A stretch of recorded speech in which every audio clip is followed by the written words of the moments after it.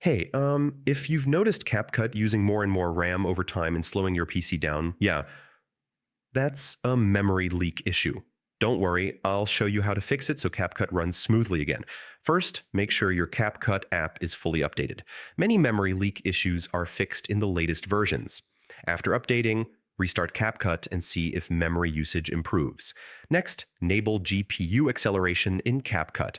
Go to Settings, Arrow Preferences, Arrow GPU acceleration, and turn it on.